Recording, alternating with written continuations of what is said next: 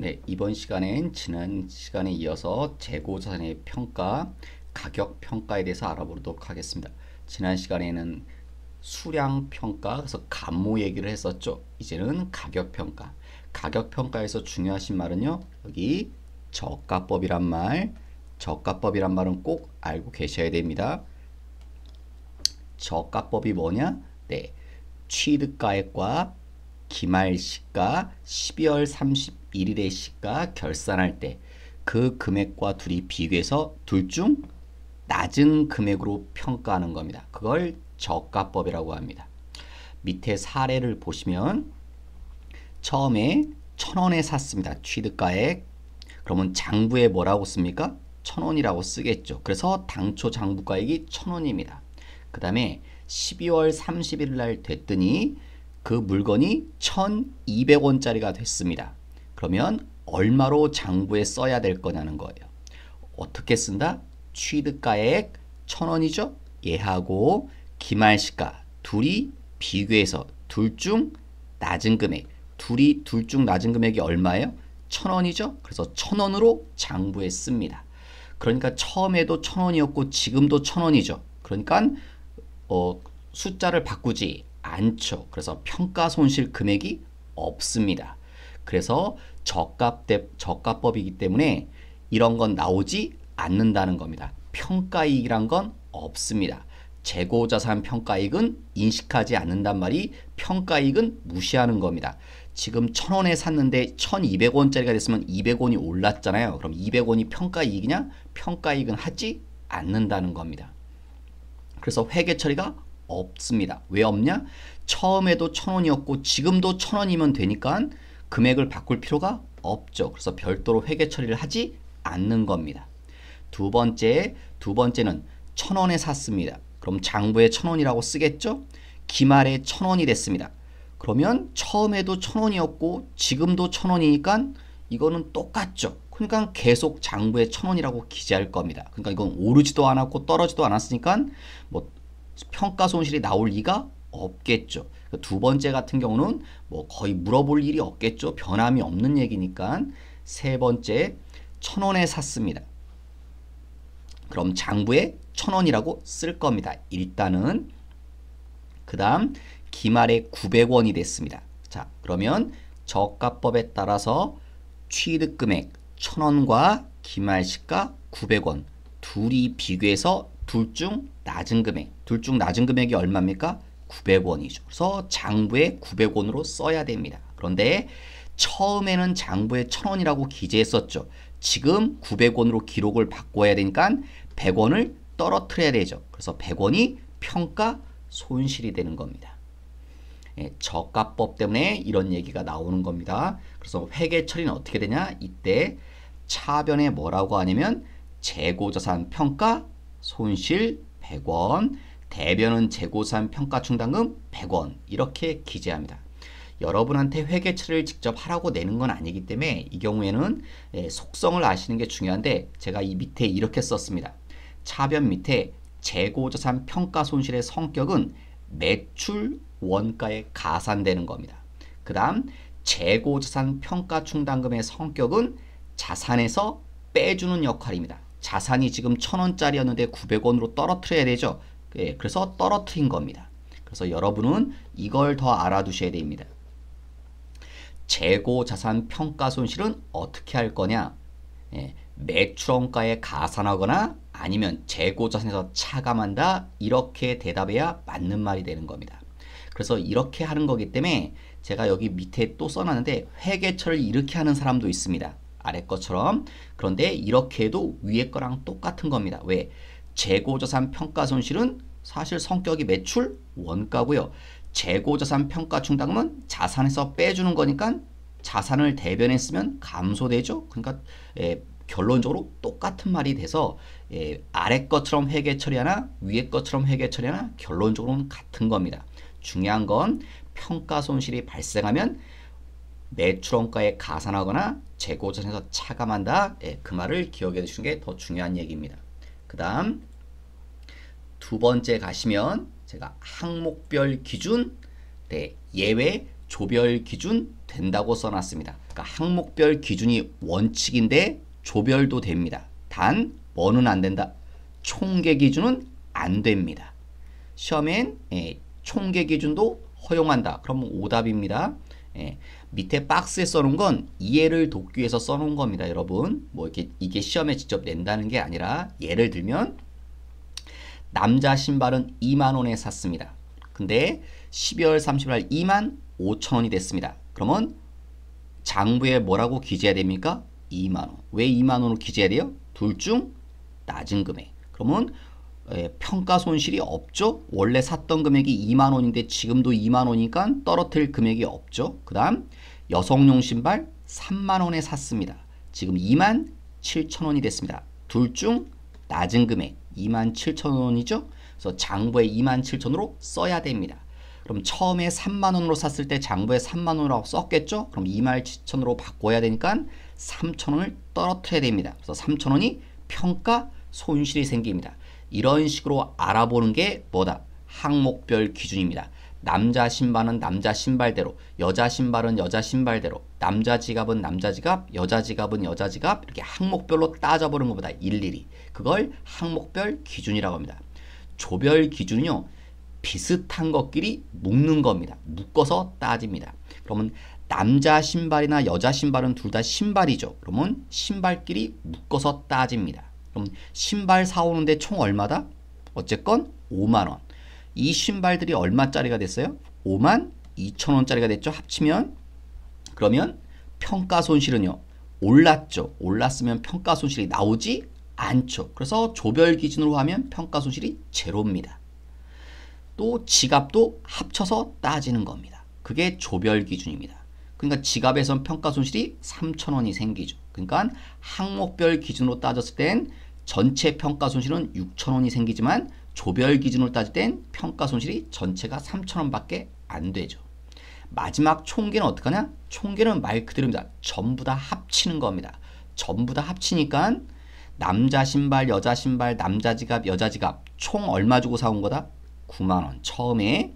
그 다음에 이 모든 것들이 12월 30일 날 얼마짜리가 됐다? 8만 9천 원짜리가 됐다. 그러니까 얼마 떨어진 겁니까? 1,000원. 그래서 이게 총계 기준입니다. 근데 총계 기준은 기업회계 기준에 의하면 이 방법은 쓸 수가 없다는 소리입니다. 이해를 돕기 위해서 이 박스를 만든 거고요. 여러분은 총계는 안 된다는 거 그걸 좀 알아두셔야 되고요. 그 다음 하단 쪽에 보시면 기말시가 산정이란 말이 있습니다. 이 기말시가 산정이란 말의 뜻은요. 우리가 여기 기말시가 남자 신발은 예를 들어서 2만 원에 샀는데 2만 5천 원짜리가 됐다고 그랬잖아요. 12월 30일 날. 그러면 이 2만 5천이라는 금액은 어떻게 나온 거냐는 거예요. 기말시가 금액. 이 금액들이 어떻게 나왔는지 그걸 알아본다는 겁니다. 자, 원래 시가는 지금 보시면 시가는 요 금액으로 따지는 겁니다. 다 이게 동그라미 쳐졌다는 게 예로 하라는 겁니다. 그러니까 뭐로 하라는 소리예요, 여러분? 순, 실현, 가능가액으로 시가를 산정합니다. 순, 실현, 가능가가 뭐냐? 과거에 한번 배웠었죠. 전에 판매 예정가에서 판매 비용을 뺍니다. 이걸 제가 쉬운 말로 뭐라고 했었나요? 그걸 팔아서 내가 손에 쥘 수 있는 돈, 그걸 순, 실현, 가능가라고 합니다. 실제로 내 수중에 들어오는 돈, 그걸 순, 실현, 가능가액이라고 생각하시면 됩니다. 그러니까 시가는 순, 실현, 가능가입니다. 내가 팔아서 회수할 수 있는 돈, 그게 순, 실현, 가능가입니다. 그런데 얘는 다르죠. 원, 재료는 제가 순, 실현, 가능가에 X 쳐놨습니다. 뭐라고요?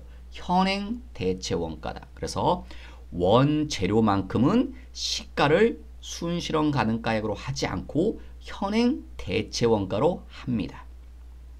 이유는 왜 그러냐면 여기 있는 것들, 이것들은 다 뭡니까? 재고 자산이죠.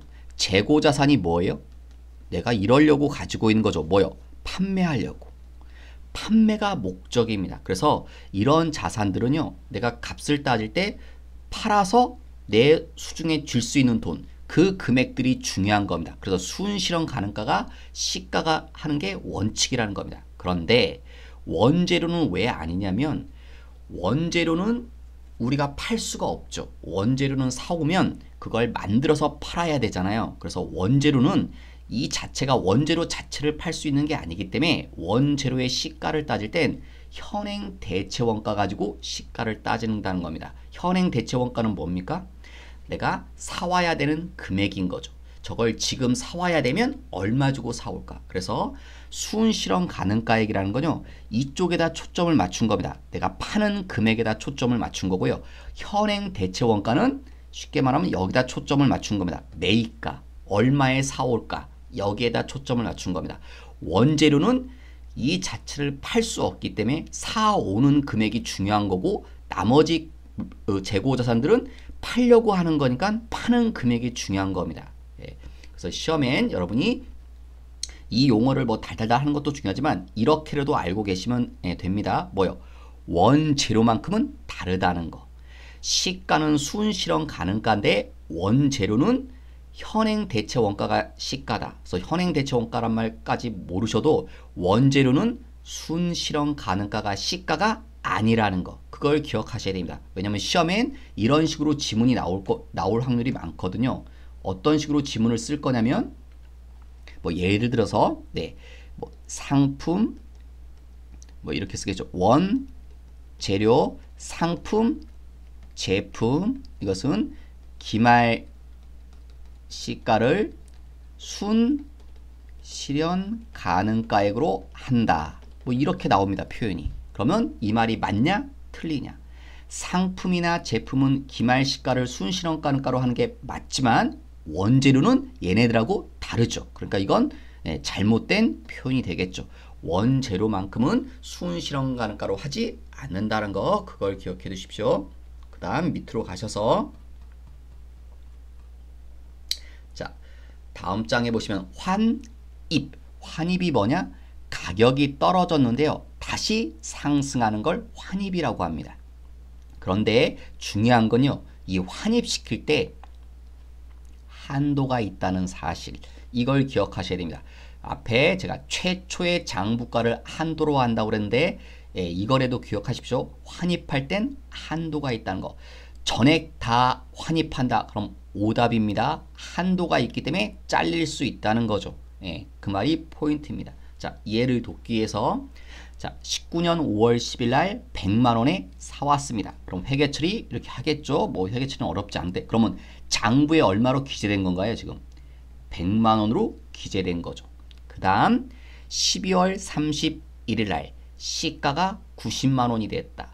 100만 원을 사왔는데 90만 원짜리가 됐으니까 우리 저가법을 써야 되죠. 저가법. 둘 중 낮은 금액. 낮은 금액이 얼마입니까? 90만 원이죠. 그러니까 90만 원으로 표기해야 됩니다.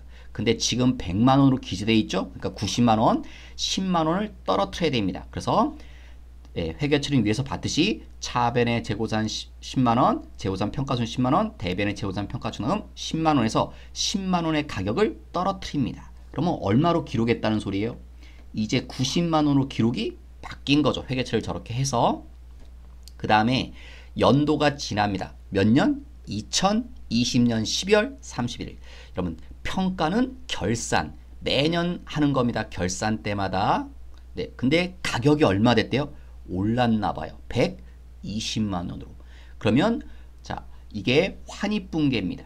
환입분계는 가격을 다시 회복시킵니다. 회복시키니까요. 위에 거 보시면 떨어뜨릴 때 이렇게 있죠. 떨어뜨릴 때 차변의 재고산 평가손실, 대변의 재고산 평가충당. 그러면 떨어뜨리니까 떨어뜨렸던 걸 없애는 거죠. 그러면 회복이 되겠죠? 그 다음에 이거의 반대 이름이 이쪽에 쓰는 겁니다. 그걸 재고산 환입이라고 하는 거고. 그런데 중요한 건 얘죠. 금액. 얼마만 다시 올렸다는 거예요? 10만 원만 올린 겁니다. 왜 10만 원만 올렸냐면 지금 보면 얼마가 위로 올렸나요? 작년에 90만 원짜리고 지금 얼마짜리예요? 120. 그럼 얼마가 오른 건가요? 30만 원이 오른 겁니다. 그런데 30만 원으로 하지 않죠. 왜? 최초의 장부가. 최초의 장부가가 뭡니까? 처음에 샀던 금액. 이게 처음에 샀을 때 장부에 처음에 이렇게 기재하잖아요. 100만 원이라고. 그게 최초의 장부가죠. 처음 장부에 쓴 금액. 그러니까 100만 원만큼만 써야 된다는 거예요. 그 위로 쓸 수 없죠. 그러니까 작년 말에 90만 원으로 돼 있는데 120만 원으로 올릴 수가 없고요. 100만 원까지만 올려야 되기 때문에 10만 원만 증가시키면 100만 원이 된다는 겁니다. 그래서 한도가 있다는 거. 잠깐 보시면 가격 변화를요. 이게 100만 원이라고 할게요. 여기가 처음에 샀을 때 100만 원이죠. 90만 원으로 한번 떨어졌죠. 그 다음에 올해 120으로 가격이 올랐죠. 맞죠? 120 이렇게. 그러면 떨어뜨릴 때 이때죠. 10만 원 손실이 생겼는데 이렇게 오를 때 환입이다. 환입인데 최초의 장부가가 한도다. 최초의 장부가가 얼마입니까? 100만 원. 그러면 이 금액을 뚫고 올라갈 수가 없다는 겁니다. 그래서 여기까지만 끌어올려야 되기 때문에 90만 원에서 100만 원까지만 끌어올려야 되기 때문에 10만 원만 환입시키는 겁니다. 그래서 한도가 있다는 거. 왜 30만 원을 끌어올리면 안 되냐면 저가법이기 때문에. 저가법이 뭐예요? 최초의 장부 취득가 얼마죠? 100. 그 다음 기말 시가. 여러분 지금 2020년 12월 30일에 기말 시가는 얼마입니까? 120짜리가 됐다며요. 그러면 둘이 비교해서 저가법이란 건 둘이 비교해서 낮은 금액으로 기재하는 거죠. 그러니까 얼마로 기재돼야 됩니까? 100만 원. 예, 그래서 10만 원만 끌어올리면 딱 100만 원에 도달되거든요. 120만 원으로 쓸 수 없기 때문에 저가법이기 때문에 그렇습니다. 그 다음 밑에 보시면 좀 정리한 건데요. 이 말은 재고자산 평가손실 얘 말하는 거죠. 매출 원가에 가산한다. 그 다음에 재고자산 평가충당금 얘는 자산에서 빼주는 거다. 그 다음 재고자산 평가손실 환입은 얘 말하는 거죠. 성격이. 얘는 이거에 반대인 거죠. 다시 끌어올리니까. 그러면 이거에 다시 반대니까 성격이 이렇겠죠. 재고자산 평가손실은 매출원가에 플러스죠. 반대니까 매출원가에서 빠지는 역할을 하는 거죠. 예, 성격이 이렇다는 거. 밑에 문제를 조금 풀어보도록 하겠습니다. 1번 재고자산의 저가법 적용과 관련해서 다음 중 타당하지 않은 것. 저가법으로 평가할 때 시가는 뭐가 원칙입니까? 순실현 가능가액. 순실현 가능가치가 시가다. 누가? 상품. 맞나요? 틀리나요? 맞죠. 맞는 말이 되죠. 누구는 아니라고 그랬나요? 이게 이렇게 하면 오답이겠죠. 요 자리에 원 재료를 쓰면 오답이죠. 원재료는 시가가 순실현 가능가가 아니라 현행 대체 원가라고 했으니까 그렇게 되면 오답이 되겠죠. 두 번째, 저가법은 뭐가 원칙이라고요? 항목별. 뭐도 된다?